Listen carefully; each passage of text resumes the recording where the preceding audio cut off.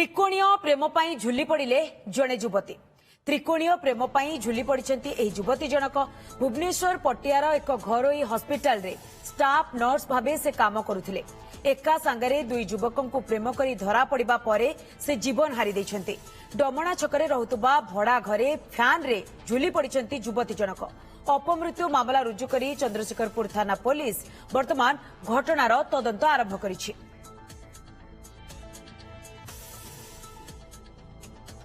तेज संपर्क में अधिक सूचना चंदन पाइकराय सीनियर रिपोर्टर आम सहित फोन लाइन जोड़ी। चंदन, एक्जाक्टली कौन घटना घटी केते बेले घटना घटी युवती जनक किए एवं तांका परिवार लोकों पक्षरु कौन प्रतिक्रिया सामना को आसी पारिछि कि पुलिस एनी कौन प्रतिक्रिया रखुछि?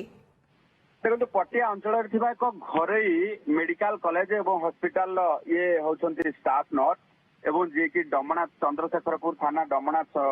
जो रही छकरे एक भड़ा घरे रोते तेबे आज पुलिस को खबर मिलता जे भड़ा घर भितर रोकवा युवती जनक अर्थात नर्स जनक भीतर पटू लॉक कर कबाट खोलुना तेणु पुलिस जाई कबाट भांगा सहित देखला बेलू से निज जो रही बेडरूम भितर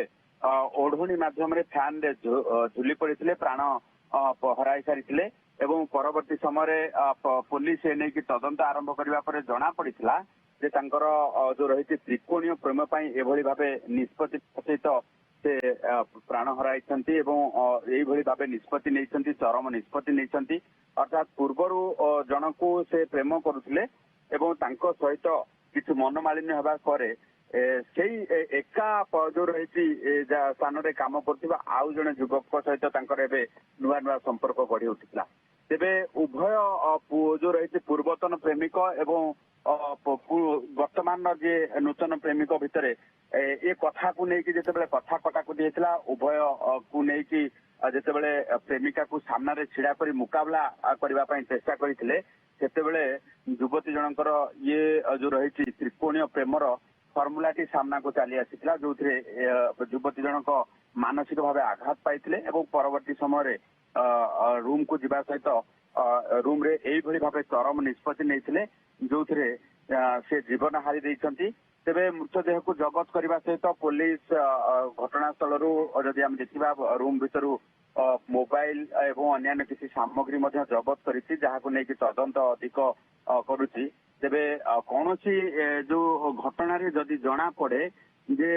युवती जनक प्राण हारिबा पछरे कौन भी युवकर हाथ अच्छे कि मानसिक कि शारीरिक आघात देते परवर्ती समय हूँ तो कड़ा एक्शन हो पारे चंदन जमती आप सूचना दौरान त्रिकोणीय प्रेम ये